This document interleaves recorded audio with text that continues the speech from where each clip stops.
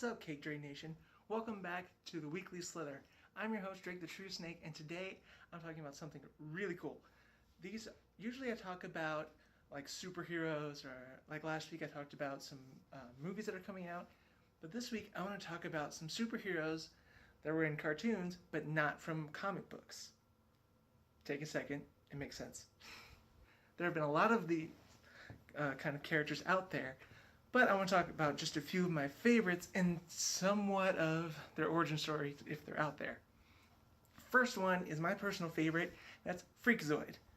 Freakazoid was originally created by Warner Brothers with from the creative mind of Bruce Timm, who, if you are familiar with the DC animated universe, does like the best superhero animated features. He's done Under the Red Hood. He did the Batman animated series.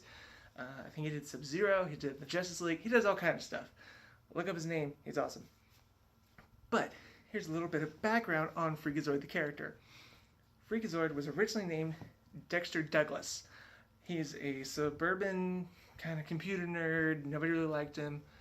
And then one day he received a modem for his birthday. It's supposed to be the fastest modem at the time. Well, whenever you put in the chip into the computer, and then you put in a certain sequence of keys and hit delete, they would get sucked into the internet and become a Freakazoid. And thanks to Dexter's cat, that happened to Dexter. Now, most people, nowadays, that would not be a good story to go by, but it's the 90s, the internet was a new thing, you never knew what was going to happen, so Freakazoid was amazing. In my personal opinion, Freakazoid had some of the greatest animated villains.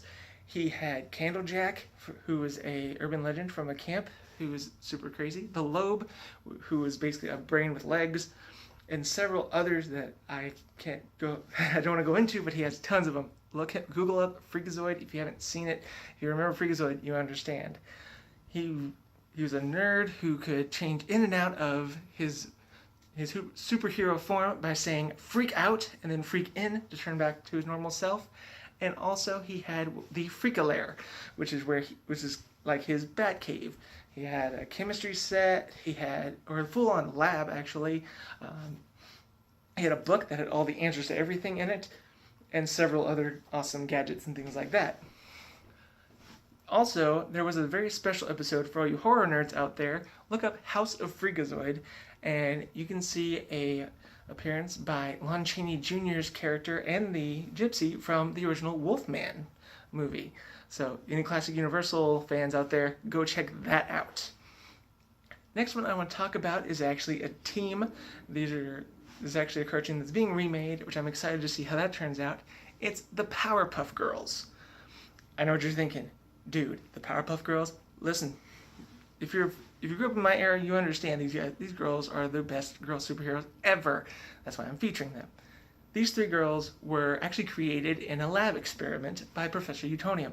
He was lonely, he wanted to make the perfect little girl with sugar, spice, and everything nice. And then, of course, like every superhero story, accidentally added chemical X, which is some sort of weird chemical, and thus created the Powerpuff Girls. Now, if you've seen the intro to any of that, you understand the background story. But the great thing about the Powerpuff Girls they were trying to live normal kid lives, but they also have to fight supervillains. Sorry, my wording's weird. They have to fight supervillains. They have to save the world basically every day.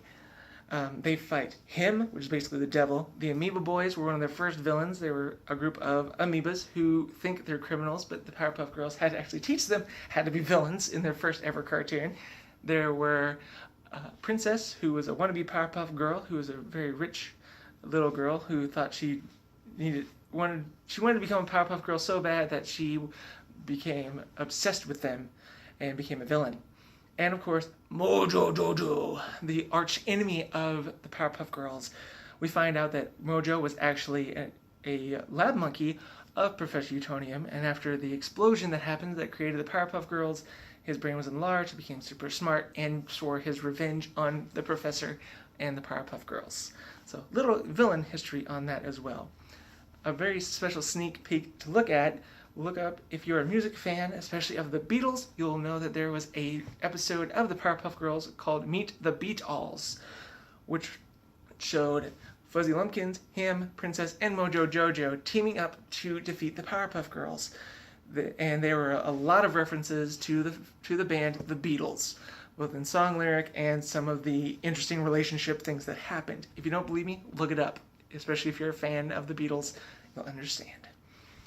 And the last one, and certainly not least, the one that didn't have a series, The Incredibles. And I'm very excited because there is an Incredibles 2 that's being worked on, and I cannot wait to see that. Disney Pixar, I'm excited. But with The Incredibles, they're the only superheroes on this list that do not have an origin story. They're basically just a family of supers.